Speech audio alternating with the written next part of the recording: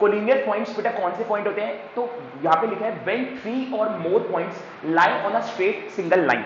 जब 3 या 3 से ज्यादा पॉइंट बेटा एक सिंगल लाइन पे लाई करते हैं तो उसको हम कोलिनियर पॉइंट्स बोलते हैं। आप देख सकते हो यहां पे मैंने एक स्ट्रेट लाइन बना रखी है ए और बी, जिसमें मेरे पास ए के पॉइंट्स है x1 y1 और बी के पॉइंट्स है x2 y2, और इसी लाइन पे एक थर्ड पॉइंट भी लाई कर रहा है जिसके पॉइंट है x3 y3।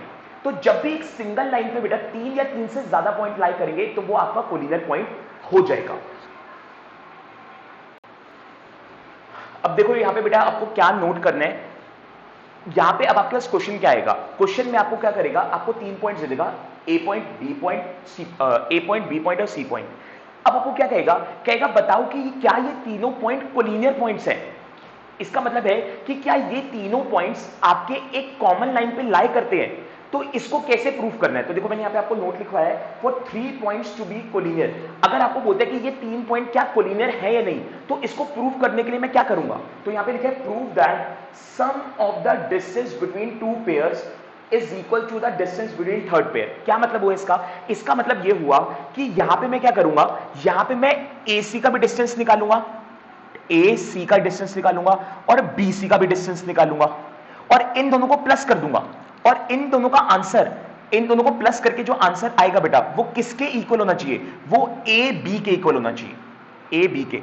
अगर ऐसा हो जाता है तो इसका मतलब ये मेरा कोलिनियर हो जाएगा, और अगर ऐसा नहीं होता तो फिर इसका मतलब ये मेरा कोलिनियर नहीं होगा। रिपीट कर रहा हूं, क्या बोल रहे हैं वो, कह रहा है पहले मैं A और C के बीच का डिस्टेंस निकालूंगा, फिर B और C के बीच का डिस्टेंस निकालूंगा। अगर इन दोनों का प्लस इस AB के इक्वल आ जाता है तो फिर वो कोलिनियर होगा, और अदरवाइज वो कोलिनियर नहीं होगा। अब यही चीज मुझे क्वेश्चन नंबर 3 में करनी है, जो अब मैं आपको करवाऊंगा। क्वेश्चन नंबर 3 में बेटा रीड कर रहा हूं मैं, देखो कह रहे हैं determine if the points 1 5 2 3 and -2 -11 are collinear.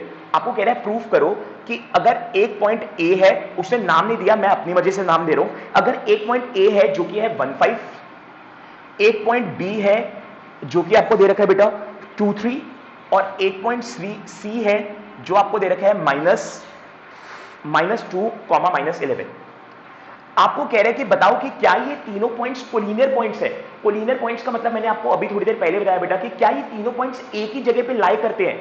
तो अगर ऐसा है तो प्रूफ करके बता दो। तो देखो मैं क्या करूंगा, पहले मैं A और B का डिस्टेंस निकालूंगा, distance of A and B।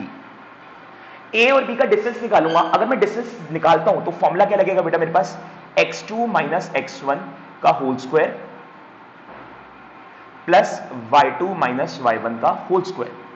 अब आपको क्या करना है बेटा, इन दोनों में से किसी को भी एक को x1 y1 मान लो और किसी को भी x2 y2 मान लो।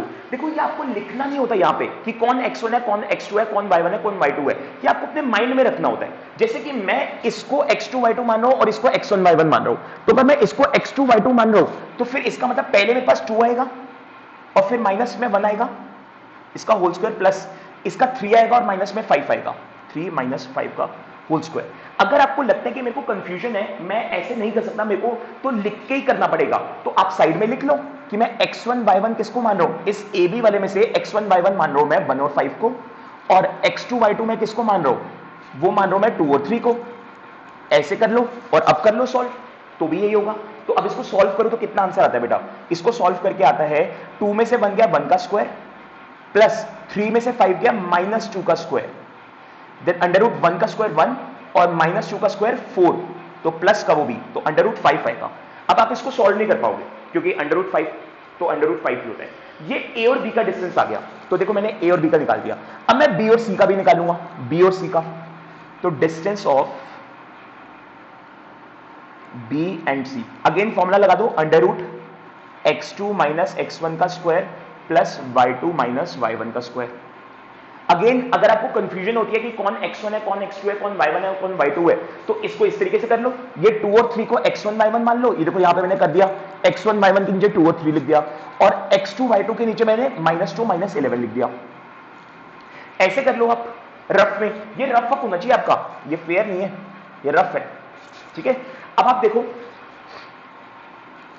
x2 - x1, तो अब इसके हिसाब से मेरा x2 कितना है -2 और x1 कितना है 2, तो ये आएगा -2 का स्क्वायर। ये दो -2 कहां से आ रहे हैं, देखो x2 तो मेरा चलिए -2 है, फिर फॉर्मूले का माइनस है और फिर x1 2 है, तो ये -2 का स्क्वायर आ गया, और प्लस मेरे पास है y2 माइनस y1, तो y2 कितना है मेरे पास -11 और y1 कितना है 3, तो ये आ जाएगा मेरे पास -11 - 3 का होल स्क्वायर। देन -2 हो जाएगा बेटा -4 का स्क्वायर, और -11 - 3 हो जाएगा -14 का स्क्वायर।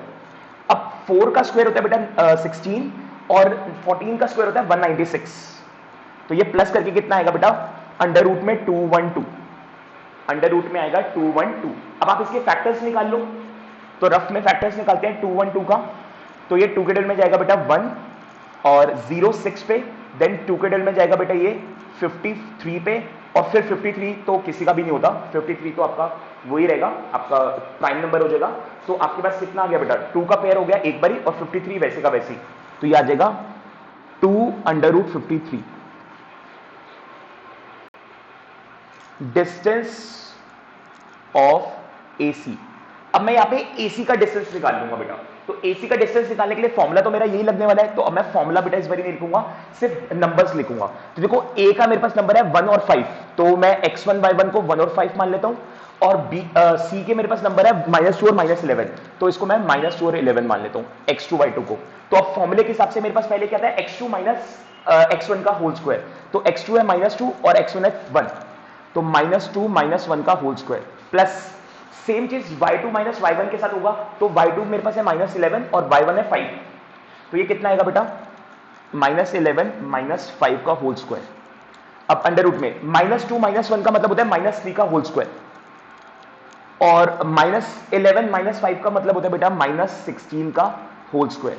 अब 3 का होल स्क्वायर होता है 9 और 16 का होता है बेटा 256, तो इसको प्लस करके आएगा अंडर रूट 265।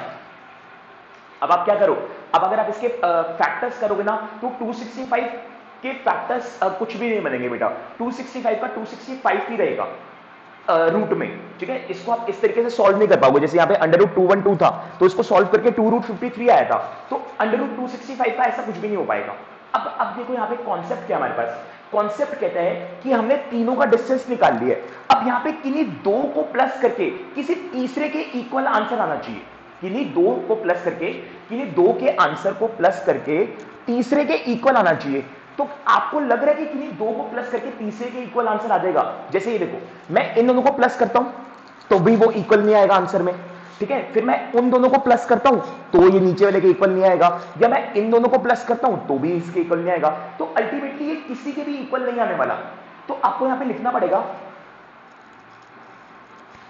मेरे पास है ये AB, ये BC और ये AC, तो ना ही AB और BC को प्लस करके AC के इक्वल आंसर आ रहा है, ना ही AB और AC को प्लस करके BC के इक्वल आंसर आ रहा है, और ना ही AC और BC को प्लस करके AB के आंसर आ रहा है इक्वल। तो कुछ भी जब इक्वल नहीं हो रहा, किसी भी दो का सम तीसरे के इक्वल नहीं आ रहा, तो इसका मतलब फिर ये कोलिनियर नहीं होंगे, तो आप लिख दोगे hence A, B and C are not collinear points, तो इसका मतलब ये तीनों कोलिनियर पॉइंट्स नहीं होंगे, बस आंसर खत्म।